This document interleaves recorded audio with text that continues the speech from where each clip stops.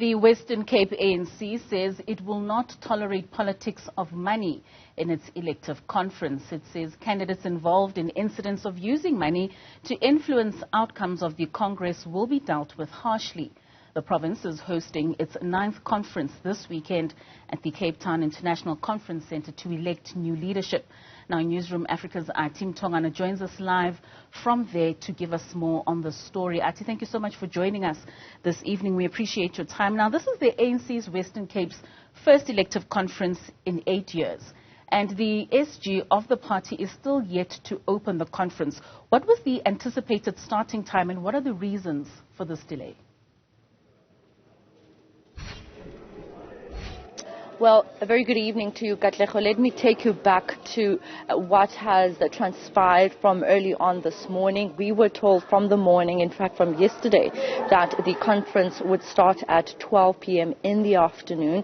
Later on it was moved to 2 p.m. But what time is it now? It's 9 o'clock. We're still here. We're waiting for the delegates to arrive. We understand that part of the delay to the conference kick-starting is registering some of the regions. We're told that they're currently registering candidates, in fact, delegates actually from the Dola Oma region. Now, that's one of the biggest regions in the Western Cape, so they're currently trying to conclude the registration with those particular delegates.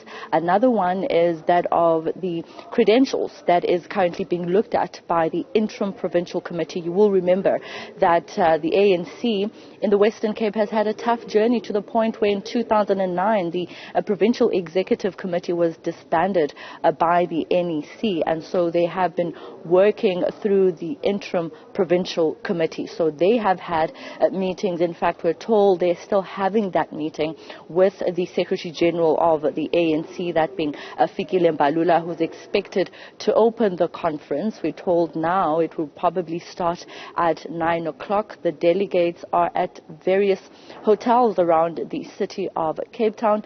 Some of them are actually having dinner as we speak, but many of them are scattered around the city of Cape Town, and we're expecting the IPC to make an announcement as to when exactly they will start, because the IPC is dealing with all the reports that will be tabled before the delegates, some 700 delegates from different provinces, well, from different parts of the province.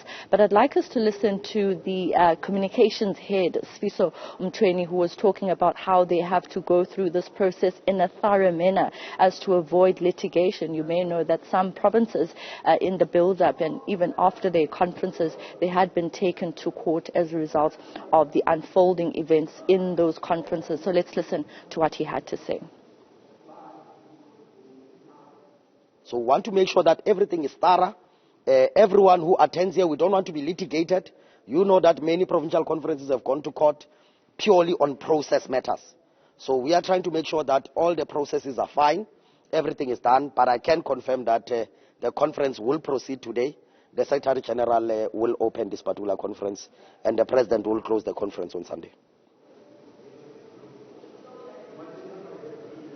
So it's interesting, Katlego, that you mentioned that the Western Cape has not gone into an elective conference in the last 8 years. You will recall that the province was due to actually go into a conference sometime in 2020, but of course they mentioned COVID and the following year, which they also mentioned that the fact that they had to go into the municipal elections as part of the delays to the conference. But another critical issue that the Western Cape has really grappled with is not only the dwindling support, but also the internal squabbles that are linked to money politics. So let's listen to the clarity that Sfiso Mtweni was trying to highlight insofar as that particular matter is concerned. What I can confirm is that the counting is indeed done. Now, the next process is that the people who have been nominated are now being given nomination acceptance forms. So I haven't received an acceptance form, so I can confirm that I'm not nominated. But those that have been nominated will be announced here in public as soon as the conference has been opened. It can be as many as 10 for chairperson, but I'm saying that I will know for certain. Because, by the way, me like you, we follow Twitter, we follow Facebook. I can see there's a lot of candidates who are raising their hands. But I can tell you now, the one person who's going to be the chairperson of the ANC in the Western Cape will be a person that will be elected by the overwhelming majority of the delegates. You are not going to have close contests. The person who's going to be elected here will be a person that the overwhelming majority of the branches of the ANC in the Western Cape would have wanted.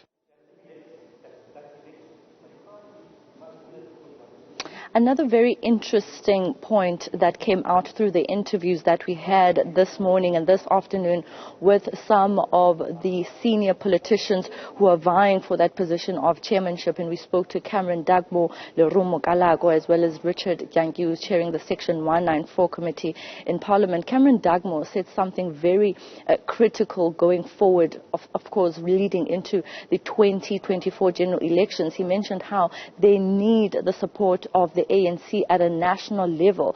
So when they call for resources, when they want to tackle issues that are unique to the Western Cape, that they should quickly respond to some of those calls. So it's going to be interesting how it pans out insofar as who the branches here will be nominating to lead the ANC in the Western Cape. It certainly is going to be interesting there, Athi, and it also seems like it's going to be a very long night for you. Wish you all the best, and we hope to catch up with you again later tonight, rather, when it comes to that starting time that is anticipated for the ANC Western Cape elective conference.